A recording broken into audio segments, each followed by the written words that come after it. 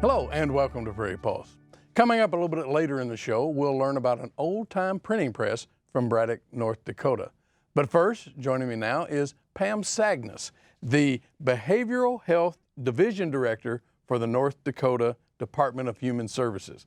I wanted to get it all right. That's right. You're right. So thanks for joining us today. Thanks for having me. Pam, as we start off, we always ask, tell the folks a little bit about yourself, maybe your background. Absolutely. So I'm a North Dakota native, born and raised. I grew up on a farm in northwest North Dakota in a town near, or on a farm near Bowbells. I currently live in Bismarck with my husband, and we're raising our children in Bismarck right now. Well, good. Well, now, you're here to talk about some different things, but behavioral health is part of it, so a big part of it. So, but let's start off with that. What is behavioral health? Absolutely. So behavioral health is an umbrella term that encompasses many things that I think we're more familiar with, like words like addiction, depression, anxiety, in general mental illness. But in North Dakota, we also consider behavioral health to include things like brain injury and overall wellness. So when we talk about like public health and really just having mental wellness, one of the things that we're working on in North Dakota right now around behavioral health is really to consider behavioral health on an equal footing as we do the rest of health. So one of the things we're working on right now is behavioral health is health. And it's so important that we consider how much behavioral health impacts our wellness overall. Mm-hmm. Well, maybe let's talk a little bit about legislation. 2019 North Dakota legislative session, what advances were passed to help behavioral health situations? No, absolutely. This was a legislative session that we saw some of the most action that we've ever seen around behavioral health. Behavioral health has been kind of a hot topic for the last several legislative interims. There's been a lot of studying of what are the gaps in North Dakota related to behavioral health and what could we be doing to make change. And this year we saw many bills that passed. We also saw a pretty significant change in our budget bill as the Department of Human Services so that we can better meet the needs of people. And so we're really excited about the partnership that we've seen besides the leadership of the governor and of course First Lady Catherine, but also the work that the legislators and also the judicial branch have all really come together to say, how are we going to address the needs for our individuals, our children, and our families? Mm-hmm.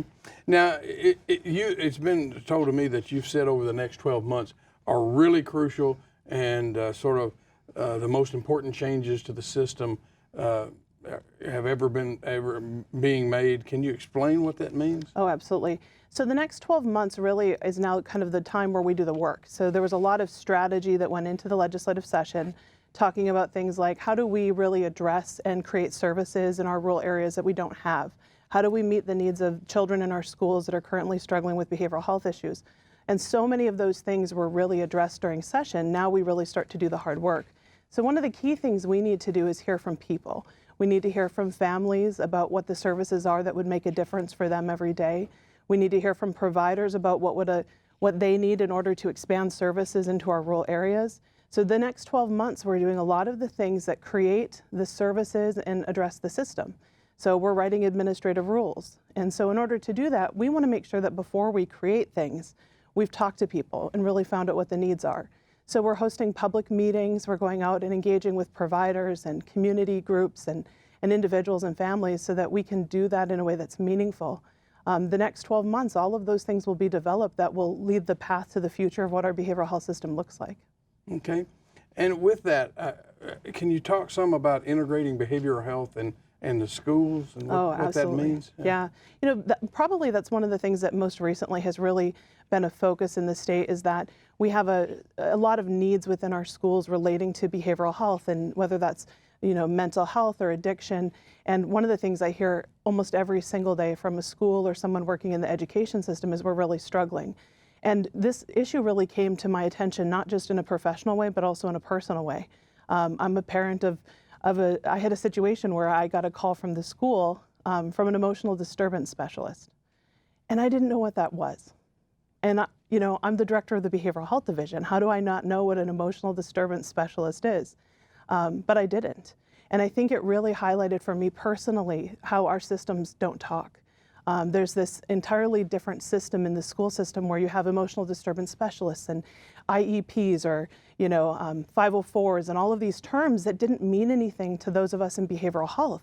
And at the same time, I was using words that they didn't understand. So we've spent the last 2 years really bringing together the key leaders of the education system. We work closely with Superintendent Baszler and all of the different associations and school boards and representatives to say, how do we start to work together to solve this problem? And so it's been really a big part of just learning how to better partner and collaborate.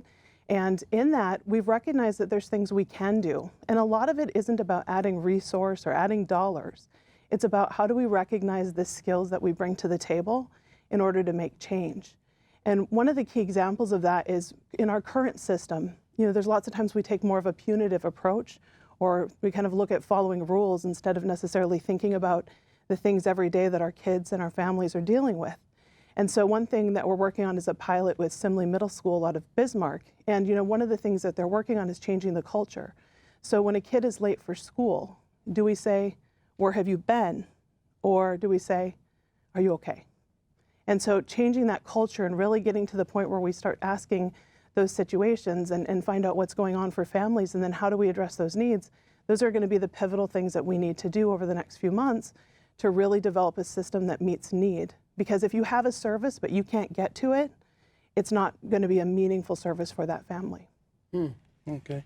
What is supporting the full continuum? Yeah, absolutely. So one of the things that was a big part of our strategy and really addressing the behavioral health gaps is that we have to make sure that we're addressing the full continuum, and there's 4 parts to that. One is, whenever possible, we want to build safe and healthy communities that prevent addiction issues in the first place. But we have to recognize that sometimes there's going to be situations where we can't prevent. And in those circumstances, we want to intervene early. There's a huge opportunity that we miss between a first symptom and a diagnosis. So how can we recognize those children or those adults who potentially are starting to have an issue, whether it's a mental illness or an addiction, and be able to offer services to intervene before we're looking at costly addiction services or acute treatment services. We also have to recognize, though, that our system needs to serve those who already have a need. So treatment services are vital. But lastly, we need to really focus on recovery services. So even when someone is able to access those acute treatment services, we often don't have the services that follow them home. So if you're living in Williston and you have to go to Fargo in order to get a treatment service, that's short-lived. It's an acute treatment. It's something that certainly is beneficial, but how do you transition from that back into the community? And often not having those community-based services, we're actually creating more trauma and disrupting families and jobs and sometimes even housing. So those are all the things that we're really working to try to address. But if we don't focus on all 4 of those areas, we often end up in a situation where we'll end up cutting funding for one service in order to fund another service. And I think that what we saw this session, and I think in the wisdom that the legislators had, is that we might have to fund both in order to ultimately see the return on investment, because prevention services are much more cost effective and have a better return on investment, but we can't cut treatment services or stop supporting families in order to see that benefit. Yeah. Well, you talked about access to community-based services somewhat, but what about those criminal justice reforms? Yeah, absolutely. Yep. Yeah. So one of the things with community-based services, just to kind of connect with that, but we need to have services close to home. If an individual has to have their children leave their home, we've created a secondary problem. Not only did an individual have to leave to get treatment, now the children have been exposed to being placed outside of their home potentially. So those are the types of things we want to deal with. But the criminal justice system is a connection to that. The last couple of years, the state's been working on the Justice Reinvestment Initiative. And what we've been focusing on is how can we better use the dollars we have to say, instead of incarcerating people, which is not a behavioral health intervention, it's a criminal justice intervention, how can we better use those dollars to meet people's needs sooner in that continuum that we just talked about? And so we've created a program called Free Through Recovery. And it's a program that offers individuals that are on probation or parole or coming out of incarceration the opportunity to have care coordination and peer support. So they have people who are working with them every day in the community, and those individuals have the opportunity then to support them. One of the things that's really innovative about that program that we've done is that we actually pay for outcomes, which means we are incentivizing wellness instead of sickness. And so we have an opportunity to actually, on a monthly basis, look at whether or not those individuals are achieving the outcomes that they set forward, things like housing, recovery, employment, those things that are meaningful in really looking at long-term recovery. And then we incentivize the providers and pay based on individuals achieving those outcomes. And of course, now, so going back to the legislative session, now that it's finished and you're sort of implementing these things, how is it really going? Well, I think right now we're really kind of in that community engagement phase. We need to hear more from the providers and the individuals and families, and then we really get into the technical work. Drafting administrative rules, hosting those public meetings, going back in front of the legislative interim committees. But that's really key right now is just the development phase. There's so much to do. And so we're really looking forward to working with everyone to achieve all of these goals. Very good. What about Recovery Reinvented and the Behavioral Health Conference in November? Yeah, we're really excited. Recovery Reinvented, of course, is First Lady Catherine's initiative around reducing shame and stigma around addiction. And we work closely with the First Lady and the First Lady's office and of course, the broader executive branch to host this event that brings together individuals and families and people who potentially are struggling with addiction or have overcome addiction and are celebrating recovery. This year, we're hosting the event in November, on November 12th, and it's at the Bismarck Civic Center or the Event Center, and we're excited to have everyone there. This year, we're focusing on really looking at connecting resources for people so that if you're a family member and you're trying to access services, you can come and engage with treatment providers and community recovery support services. We're also putting a focus this year on employers. So what can you do if you're an employer to support your employees and their families?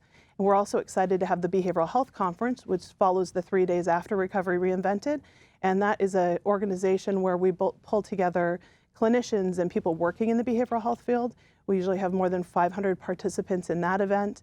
And this year we're excited to include peer support specialists, which are individuals with lived experience. So we're going to have an exciting new component to that conference this year. Well, good. Yeah, what's the greatest needs for mental health workers in the state? Is it Western North Dakota or where? Well, we definitely see a significant need when we meet with communities out west. Being from the West myself and knowing the limited resources, like there's never going to be a psychiatrist in my hometown. It's just not a reality. The benefit that we have, though, is that focusing on the recovery support services we're doing right now, in my hometown, if someone is struggling, the first place that people go is, number one, a neighbor, and number two, your church. And so we're working with faith-based providers to be able to connect with additional supports and training for peer support specialists so that even if you need to travel to a larger community in order to see maybe your clinician, you have those built-in supports right in your community. But I will tell you that all of North Dakota is a shortage area when we look at having enough professionals to meet the need. Mm-hmm. Are you seeing more and more clients use the system than in the past? Yeah, absolutely. I think some of the key things that we're doing is we're changing how people use the system. So just in the last session, when we created the Free Through Recovery program, we've now served more than 1,800 individuals with that program, and that's a program that didn't previously exist. So we're reaching out and able to connect with people who maybe aren't in a place where they're ready to go to a more traditional treatment. We also have served several thousand people with our substance use disorder voucher, which is a state program that was created 3 sessions ago in order to access and provide services for people outside of the public system. And so we definitely are reaching people in a way that we hadn't before, but we have a lot more to do. You know, how does someone go about seeking help for behavioral health issues? Well, I think first and foremost, just to know what some of those local services are. We certainly want to support that there are amazing private providers in communities across the state, but we also have regional human service centers that are available in 8 different regions. I would also recommend we have a service locator on our website, which is www.behavioralhealth.nd.gov. And so if people want to go there, you can actually search for services with your location also. Yeah, do you find more children using the system, I guess, for depression, for ADHD, for, well, behavioral issues and things like these? Yeah, absolutely. I think, you know, when we talk about school behavioral health needs, the increase is significant. We're hearing more and more every day from just the needs of children. But I think it's so important that we start to recognize that we can't provide services to children and not also be considering the families. So it's going to be important we have an integrated approach in that.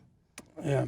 Are schools finding more of this as well? I mean, you know, things going on in schools nowadays, identifying these situations? Do teachers need to help identify them? I mean, Yes. Can you expand on that Yeah, for us? absolutely. I think one of the things that we're hearing a lot about right now, just in the news and in general, is kind of those behavioral issues that are kind of external, right? The things that you can see. A child who is, struggling or potentially, creating a disturbance in the classroom.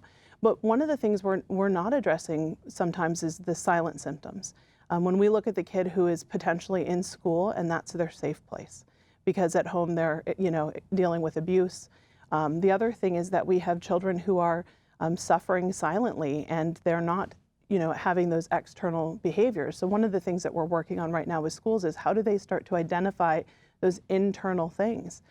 In order to really provide services, we have to be able to recognize the kids who are silently struggling, and we're not meeting those needs right now because we're really focusing right now on the behaviors that are more those external ones.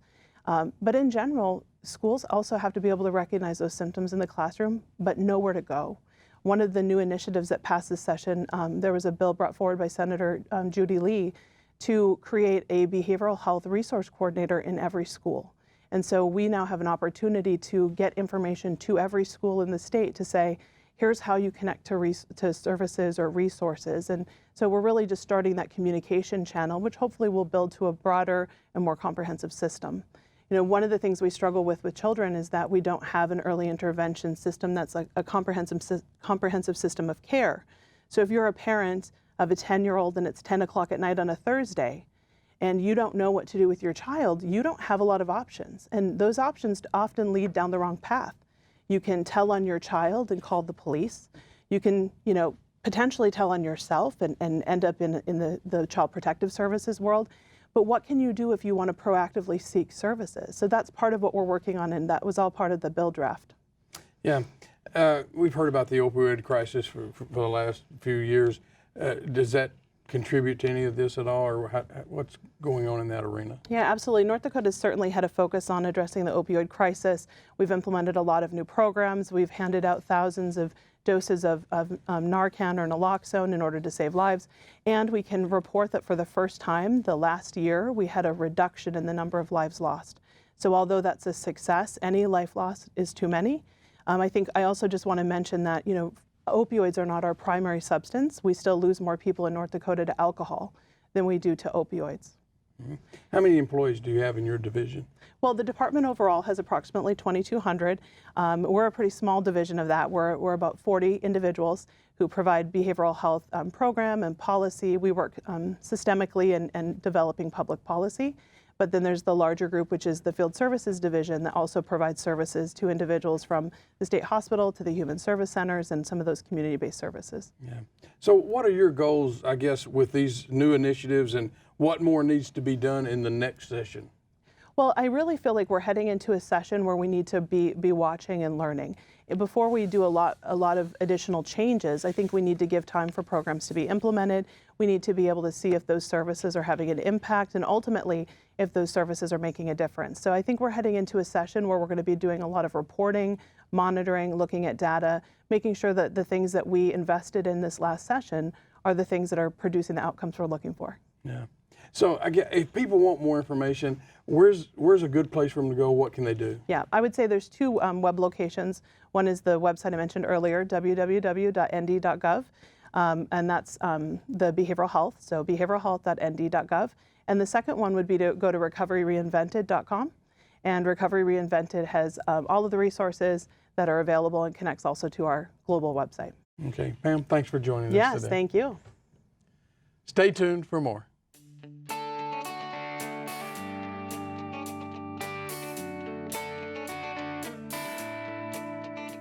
The Braddock Letterpress Museum allows visitors to experience the process of how a newspaper was created before modern technology. The interactive museum is fun for all ages.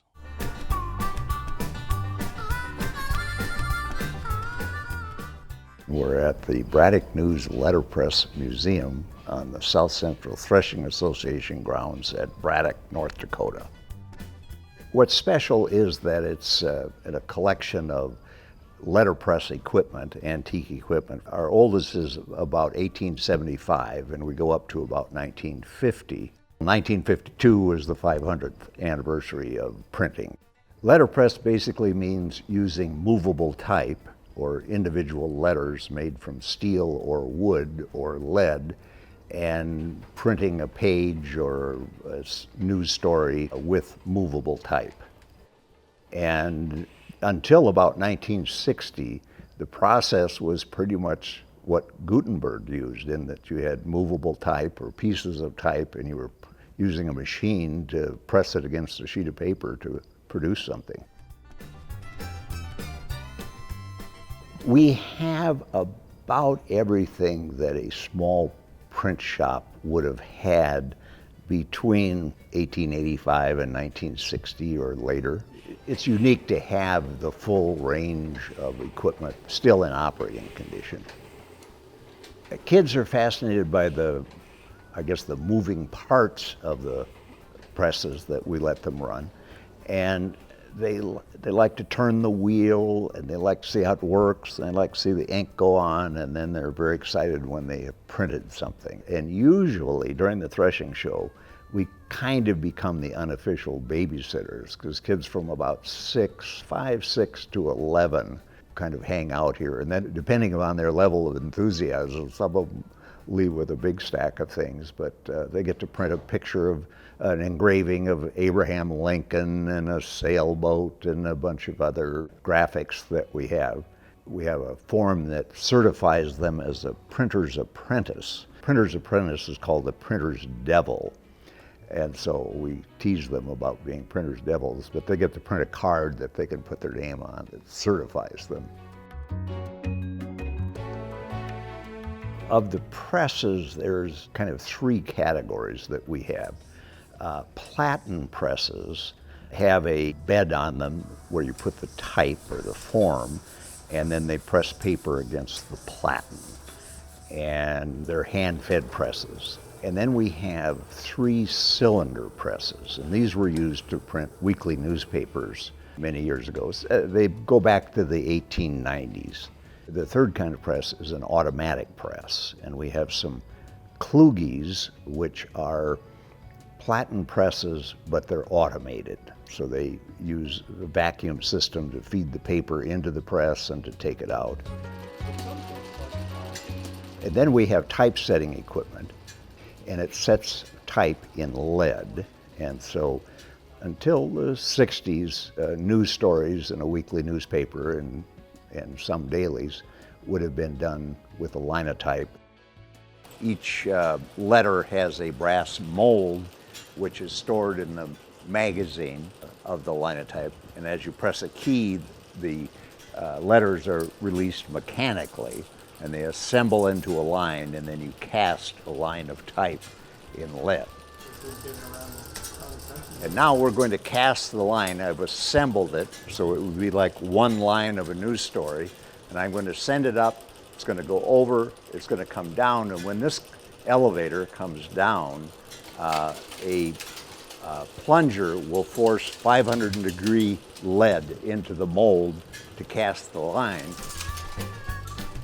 And then the lead was melted down at the end of the week. In the case of a weekly, you'd tear the pages down and remelt the lead and start over the next week. That machine was invented in 1885, and it was a huge event because from 1452 on, every printer dreamed of some way to automate the typesetting process so that you didn't have to pick each letter individually out of a drawer to set a story. And so newspapers generally didn't have many pages in them, partly because of lack of advertising maybe, but also just because of the arduous task of hand setting each letter in a news story. And so that was a major turning point in the printing industry. Well, my wife Leah and I have 2 weekly newspapers. The newspapers we have now are the Prairie Pioneer at Pollock and the Emmons County Record in Linton. Since I grew up in a weekly newspaper and I grew up with this equipment, it's just sort of I enjoy it. If you see where you've been, you have a little bit more grasp of maybe where we're going. And here, this technology essentially goes back to 1452, and you see the struggle that people went through and how hard they had to work, but you also see that change continues. And so you look ahead 10 years or 100 years or 50 years, things are going to be a lot different, just as they are as you look back. And so I think it's a window to the future in a way, even though we're looking back.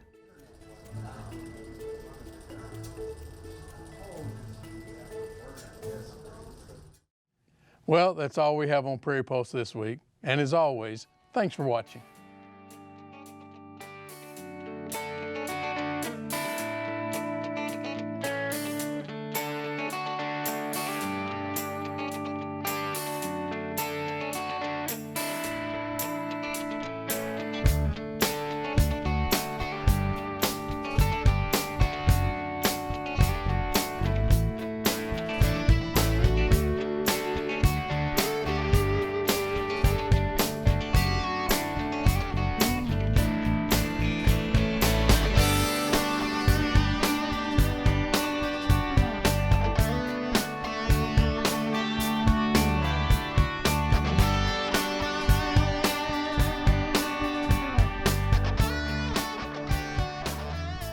Funding provided by the Tri-County Tourism Alliance, the NDSU Library's German from Russia Heritage Collection, and by the members of Prairie Public.